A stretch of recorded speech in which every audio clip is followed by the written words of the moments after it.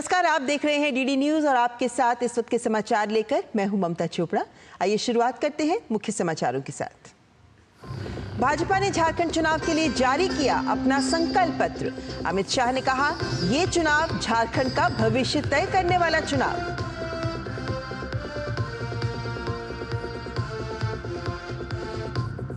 विदेश मंत्री doctor S Jaishankar का आज से ऑस्ट्रेलिया और सिंगापुर का दौरा।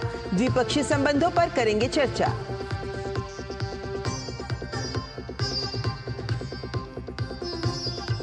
दिल्ली एनसीआर में वायु प्रदूषण खतरनाक श्रेणी में, कई इलाकों में AQI 400 के पार। छठ से पहले यमुना नदी में जहरीली झाग बनी चिंताजनक।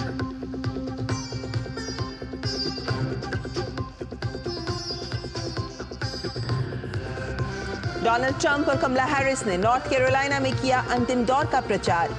अमेरिका में राष्ट्रपति चुनाव के लिए महज 2 दिन बाकी।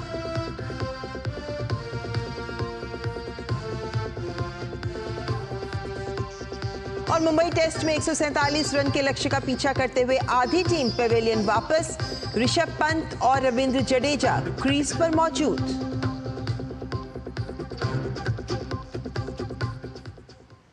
आइए देखते हैं खबरें विस्तार से। शुरुआत चुनाव की खबर से। भारतीय जनता पार्टी ने झारखंड विधानसभा चुनाव के लिए अपना संकल्प पत्र जारी कर दिया है। गृह मंत्री और भाजपा के वरिष्ठ नेता अमित शाह ने रांची में भाजपा का घोषणा पत्र जारी किया। इस मौके पर झारखंड प्रभारी शिवराज सिंह चौहान, सह प्रभारी हेमंत बिस्व शर्मा और प्रदेश अध्यक्ष बाबूलाल मरांडी मौजूद रहे।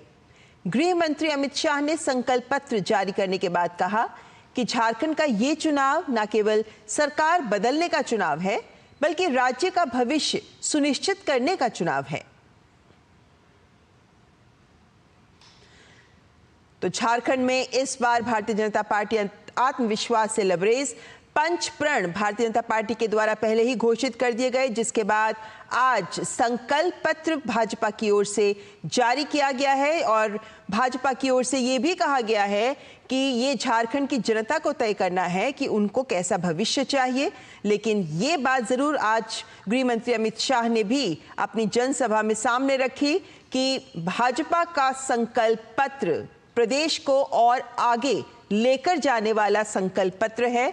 और जो पंच प्रण पहले भाजपा के द्वारा दिए गए थे, उन पंच प्रण में भी प्रदेश के विकास का ही एक खाका था जो सामने रखा गया था, जिसमें झारखंड के विकास को लेकर भारतीय जनता पार्टी की क्या प्रतिबद्धताएं हैं उन्हें भी सामने रखा गया, जिनके आधार पर आज जो संकल्प पत्र सामने रखा गया उसमें भी इसी दृष्टि को और विस्तार दिया गया।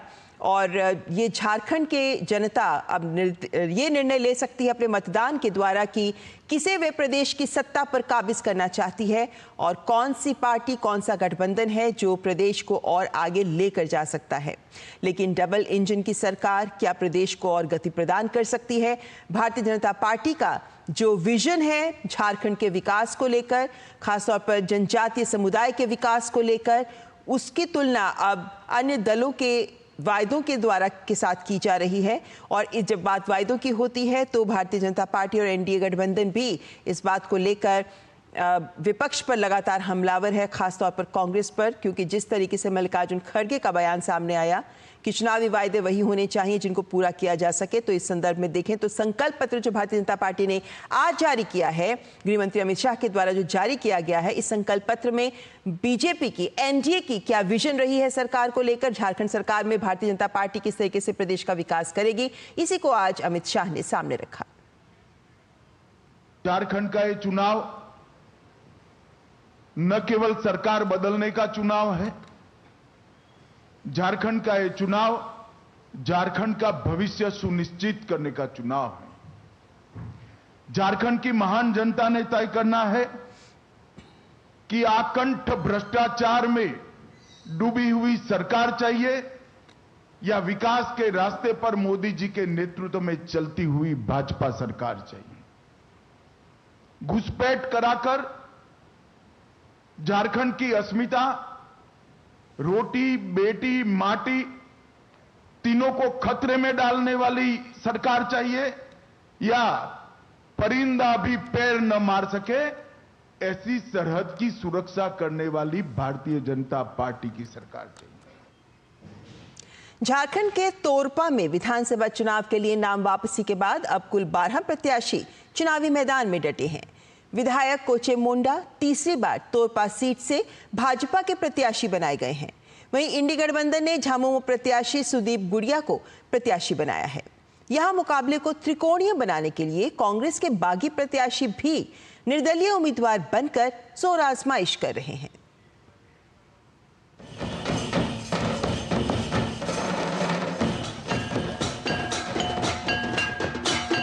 आदिवासी समाज की कला और संस्कृति की जड़ें इतनी गहरी हैं जिसका उल्लेख नहीं किया जा सकता। इस विधानसभा चुनाव में भी इसकी स्पष्ट झलक देखने को मिल रही है। अगर हम चुनाव की बात करें तो तोरपा विधानसभा सीट पर मुख्य मुकाबला महागठबंधन और नेशनल डेमोक्रेटिक अलायंस के बीच है। भाजपा ने एक बार फिर विधायक कोचे मुंडा को चौथी बार तोरपा सीट से अपना उम्मीदवार बनाया है। उनका मानना है कि इस क्षेत्र में उनके द्वारा किए गए विकास कार्यों के आधार पर ही हम जनता से वोट मांग रहे हैं। 10 साल में मैंने जो किया वो बताने की जरूरत नहीं पड़ेगी। जनता खुद देख रहे हैं कि मैंने क्या किया, क्योंकि जनता के मांगों के आधार पर मैंने धरातल में हर चीज़ को उतारने का प्रयास किया है, चाहे स्वास्थ्य के क्षेत्र में हो, चाहे शिक्षा के क्षेत्र में हो, चाहे रोड के क्षेत्र में हो और अन्य क्षेत्र में हो। बात अगर झामुमो प्रत्याशी सुदीप गुड़िया की करें तो उनके एजेंडे में भी क्षेत्र के लिए विकास ही एक अहम मुद्दा है। जैसे कि यहाँ के झारखंड के आदिवासी और मूलवासियों को भावना को सम्मान करते हुए विभिन्न तरह के कल्याणकारी योजनाएं चलाई गई है। और दूसरा सबसे बड़ा हमारा तो मेन उद्देश्य है जल जंगल जमीन की रक्षा करते हुए विकास को आगे बढ़ाना है। हम इसी मुद्दे पर चुनाव लड़ रहे हैं। दूसरी तरफ कांग्रेस से टिकट नहीं मिलने से नाराज पुनीत हेमरोम निर्दलीय प्रत्याशी के रूप में चुनावी मैदान में कूद पड़े हैं।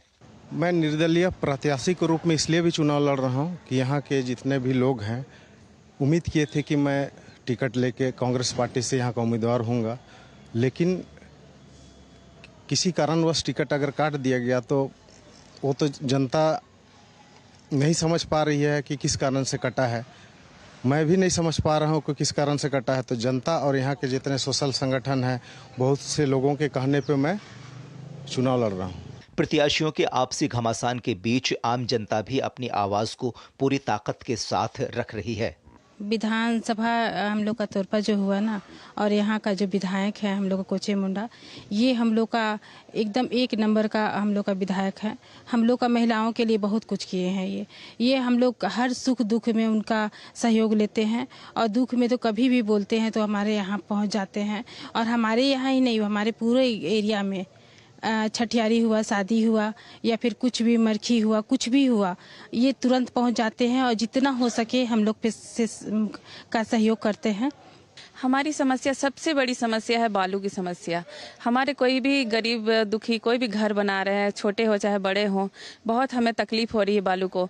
बालू हम कहीं 600-700 में मिलता था, वो बालू सीधे हमें 1500 ट्रैक्टर मिल रहा है, 1500-1700, कहीं कहीं 2-2 हज़ार रुपया लिया जा रहा है बालू का। भी कहीं आवास ही मिल रहा है, लेकिन हम लोग कैसे बना पाएंगे? तो हम लोग ये चाहते हैं हमारे विधायक जी से कि ये जब जीत हासिल करें तो हमारे बालू की समस्या को दूर करें, हमें बालू मतलब सस्ते दामों पर मिले ताकि सभी गरीब व्यक्ति लोग घर अच्छा से बना सके। यहाँ शिक्षा, स्वास्थ्य, रोजगार, भ्रष्टाचार, पेयजल संकट और पलायन जैसे ज्वलंत मुद्दे हैं। शहरी और ग्रामीण दोनों क्षेत्रों की जनता इन समस्याओं से जूझ रही है। यहाँ जनता वर्तमान बीजेपी विधायक द्वारा किए गए विकास कार्यों पर विश्वास तो जता रही है, लेकिन अभी जब सारे प्रत्याशी यहाँ जनता की अदालत में हैं, तो जाहिर है जनता ही उनके लिए जनार्दन है। यहाँ की मुख्य समस्याओं में शुद्ध पानी पीने की किल्लत, बेरोजगारी और पलायन है। दोनों ही दलों के प्रत्याशी यानी झारखंड मुक्ति मोर्चा और भारतीय जनता पार्टी के प्रत्याशी मतदाताओं को यह भरोसा दिला रहे हैं कि अगर उनकी पार्टी की सरकार बनी तो वो इन समस्याओं से निजात दिलवाएंगे। कैमरामैन शिव सुमन के साथ कुमार आलोक, डीडी न्यूज, तोरपा। मुकाबला जहां इस बार भारतीय जनता पार्टी ने कोचे मुंडा को लगातार चौथी बार प्रत्याशी बनाया है। और अब बात कर लेते हैं महाराष्ट्र की। तो महाराष्ट्र में विधानसभा चुनाव के लिए नामांकन वापस लेने की कल अंतिम तिथि है और महाराष्ट्र में दोनों प्रमुख गठबंधन महायुति और महाविकास अघाड़ी बागी उम्मीदवारों से जूझ रहे हैं। ऐसे में दोनों गठबंधनों के सामने बागियों को मनाने की चुनौती है। महायुति के 36 और एनडीए के 14 बागी उम्मीदवार मैदान में हैं। दोनों ही गठबंधनों की तरफ से अपने अपने रूठे हुए नेताओं को मनाने की कवायद भी जारी है। ऐसे में जो गठबंधन और दल अपने बागियों के नामांकन वापस करवाने में सफल होते हैं, उनकी जीत की उम्मीद ज्यादा होगी।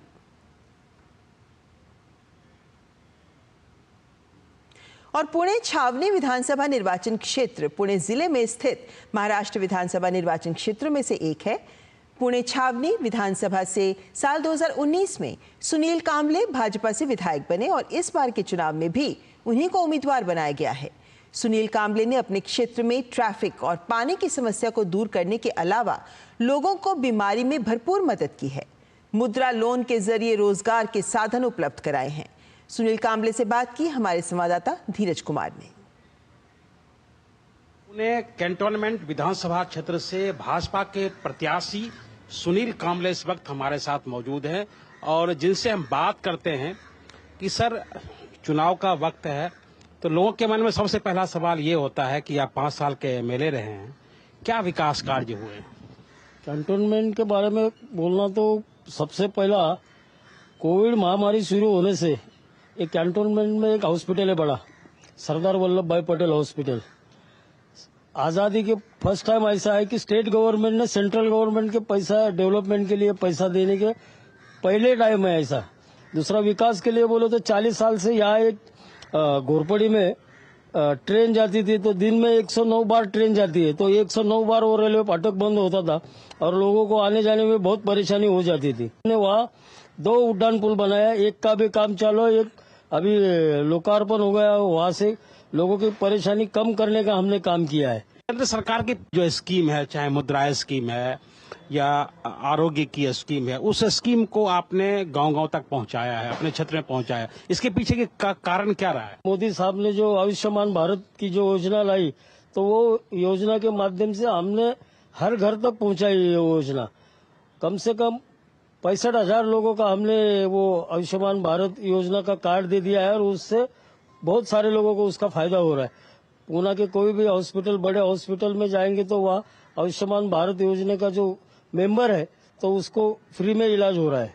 अच्छा, एक जो बहुत सारे लोग हैं आपके चाहने वाले हैं, तो उन्होंने कहा है कि आपने उनको मुद्रा से लोन भी दिलाया है, तो इसके पीछे क्या रहा है? ये गरीब लोग रहे हैं, कैसे उनको मुख्य धारा का हिस्सा वो कैसे बने हैं? मुद्रा लोन की जो स्कीम लाई थी तो हमारे एरिया में बहुत सारे लोग हैं कि उनको ये मुद्रा योजना से 5 लाख का लोन मिला है, 10 लाख का लोन मिला है। उन्होंने छोटे मोटे खुद का बिजनेस शुरू किया है। तो ये थे हमारे साथ कैंटोनमेंट विधानसभा के प्रत्याशी जो बता रहे हैं कि कैसे केंद्र सरकार की योजनाएं, चाहे आरोग्य की योजना हो या मुद्रा की योजना हो, वो धरातल तक पहुंची है और किस तरीके से उन्होंने लोगों की मदद की है।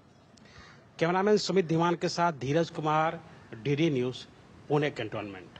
कांग्रेस नेता इरफान अंसारी की सीता सोरेन पर की गई अपमानजनक टिप्पणी को लेकर भाजपा प्रवक्ता शहजाद पूनावाला ने कांग्रेस पर करारा प्रहार करते हुए कहा है कि इनकी मोहब्बत की दुकान की पहचान महिलाओं के शोषण और अपमान की दुकान के तौर पर है। कांग्रेस की मोहब्बत की दुकान में केवल महिलाओं का अपमान है, महिलाओं का उत्पीड़न है। अभी हमने देखा कि कांग्रेस के एक नेता इरफान अंसारी ने सीता सोरेन जी को रिजेक्टेड माल बोला और अभी मोहम्मद यूनुस चौधरी, कांग्रेस के वरिष्ठ डिस्ट्रिक्ट प्रेसिडेंट उत्तर प्रदेश से, वो एक महिला का शोषण कर रहे हैं ऑन कैमरा। ये है कांग्रेस की संस्कृति।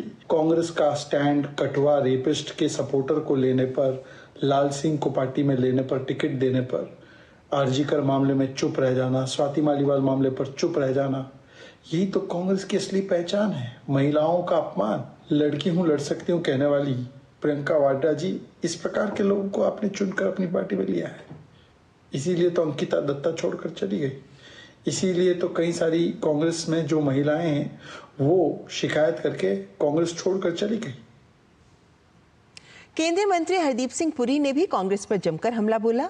केंद्रीय मंत्री ने कहा है कि कांग्रेस गलत सोच और गलत सोच वाली नीतियों के कारण आज एक राष्ट्रीय पार्टी होने के बावजूद राज्यों में क्षेत्रीय पार्टियों की सहयोगी मात्र बनकर रह गई है। उन्होंने कांग्रेस अध्यक्ष मल्लिकार्जुन खड़गे पर भी निशाना साधते हुए कहा कि पार्टी जनता से किए वादे भी पूरे नहीं कर पा रही, जिससे पार्टी की परेशानियां और भी बढ़ रही हैं। Congress has been reduced from being a major national party to becoming a junior partner in all the states. And I think that is because of their ill-conceived and badly thought-through policies. Mr. Mallikarjun Kharge, much that I respect him, I must respectfully submit he's lost it. He is showing deep-seated frustration, and that frustration is also understandable. और जम्मू कश्मीर विधानसभा चुनाव के बाद BJP ने प्रदेश अध्यक्ष को बदल दिया है। बीजेपी ने सत शर्मा को जम्मू कश्मीर बीजेपी का प्रदेश अध्यक्ष नियुक्त किया है। वहीं रविंद्र रैना को बीजेपी राष्ट्रीय कार्यकारिणी का सदस्य बनाया गया है।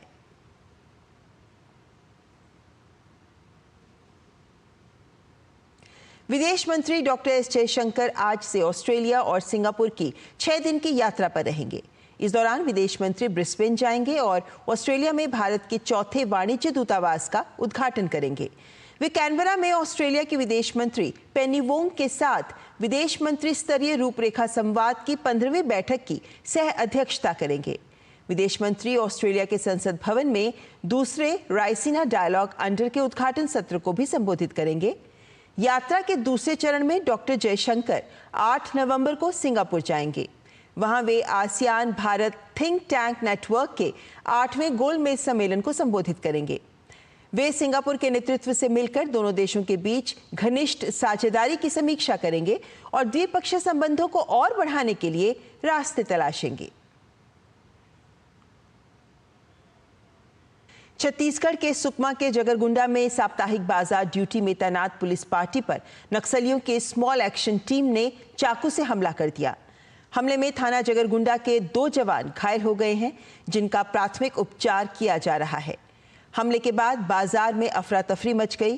पुलिस ने पूरे इलाके को घेर लिया है और इलाके में सुरक्षा बलों द्वारा गहन सर्च ऑपरेशन चलाया जा रहा है। सुकमा पुलिस अधीक्षक किरण चौहान ने हमले की पुष्टि की है। दिल्ली में कई सप्ताह से वायु प्रदूषण बेहद खराब स्तर पर बना हुआ है, लेकिन आज वायु गुणवत्ता सूचकांक AQI खराब स्तर की सीमा को भी तोड़ते हुए अत्यधिक खतरनाक स्तर पर पहुंच गया। कई इलाकों में आज सुबह वायु प्रदूषण 400 के पार दर्ज किया गया, जिसमें नेहरू नगर में सबसे अधिक AQI 431 दर्ज किया गया। आनंद विहार में 427, रोहिणी में 404 और अशोक विहार में AQI 402 दर्ज किया गया, जबकि वजीरपुर, विवेक विहार, RK पुरम, पंजाबी बाग और पटपड़गंज में AQI 400 के करीब रहा। बता दें कि सामान्य वायु का AQI स्तर 50 होना चाहिए। वहीं 300 AQI श्वास संबंधी बीमारी के मरीजों के लिए बेहद खतरनाक होता है, जबकि 400 पार का AQI के साथ ही जहरीली हवा स्वस्थ व्यक्ति को भी गंभीर बीमार कर सकती है। दिल्ली में वायु प्रदूषण के साथ साथ यमुना नदी में प्रदूषण की समस्या भी गंभीर बनी हुई है। यमुना नदी में सफेद जहरीली झाग की परत बनी हुई है, जिससे आगामी छठ पूजा पर भी संकट के बादल मंडरा रहे हैं। दिल्ली सरकार के तमाम दावों के बावजूद यमुना का पानी साफ नहीं हो पा रहा। बीजेपी और कांग्रेस दोनों ही आम आदमी पार्टी की सरकार पर यमुना प्रदूषण के मुद्दे पर हमलावर हैं। दुनिया भर में आज अंतर्राष्ट्रीय बायोस्फीयर रिजर्व दिवस मनाया जा रहा है। हमारे पर्यावरण की सुरक्षा एवं स्थिरता को बढ़ावा देने में बायोस्फीयर रिजर्व का अहम रोल है। आइए आपको दिखाते हैं ये खास रिपोर्ट। जैसे जैसे समय बीतता है, हमें पर्यावरण की रक्षा करने की जरूरत और भी महसूस हो रही है। इसी को देखते हुए 3 नवंबर को अंतर्राष्ट्रीय बायोस्फीयर रिजर्व दिवस मनाया जाता है, ताकि हम प्रकृति के साथ संतुलन बनाए रखें और भविष्य की पीढ़ियों के लिए हमारी दुनिया को सुरक्षित रख सकें। India has made very good progress in terms of biosphere reserve establishment. India is participating since 24 years, and since that time India has established one biosphere reserve on average every 2 years, so that's quite impressive. So India has a lot of potentialities. Bharat में 18 biosphere reserve हैं। इस साल की theme है स्थानीय कार्रवाई की शक्ति और हमारी व्यक्तिगत जिम्मेदारी। हमें अपने आसपास के पर्यावरण को बचाने में अपनी भूमिका निभानी होगी। बायोस्फीयर रिजर्व 3 हिस्सों में बटे होते हैं: कोर, बफर और संक्रमण। ये क्षेत्र परिदृश्य और पारिस्थितिकी तंत्र को संरक्षित करते हुए शिक्षा, अनुसंधान और लोगों की आवाजाही को सुगम बनाते हैं। ये सतत विकास के लिए काफी महत्वपूर्ण हैं। इन बायोस्फीयर रिजर्व से जलवायु परिवर्तन के प्रभावों को कम करने में मदद मिलती है, क्योंकि ये कार्बन डाइऑक्साइड को अवशोषित करते हैं। साथ ही ये पर्यावरण, पर्यटन और स्थानीय अर्थव्यवस्थाओं को बढ़ावा देकर सतत विकास में योगदान करते हैं। तापस भट्टाचार्य की रिपोर्ट, डीडी न्यूज। और अब बात अमेरिकी चुनाव की। अमेरिका में राष्ट्रपति चुनाव का प्रचार अंतिम दौर में चल रहा है। अमेरिका में 5 नवंबर को राष्ट्रपति चुनाव का मतदान होगा। दोनों पार्टियों के उम्मीदवार चुनाव प्रचार में पूरी ताकत झोंक रहे हैं। अमेरिका के चुनावी माहौल पर बात करते हैं अमेरिका में मौजूद हमारे संवाददाता शुभेंदु घोष से। शुभेंदु, अमेरिका में चुनाव प्रचार अंतिम दौर में है, तो कौन से ऐसे मुद्दे हैं जिन पर दोनों नेता जनता से वोट मांग रहे हैं?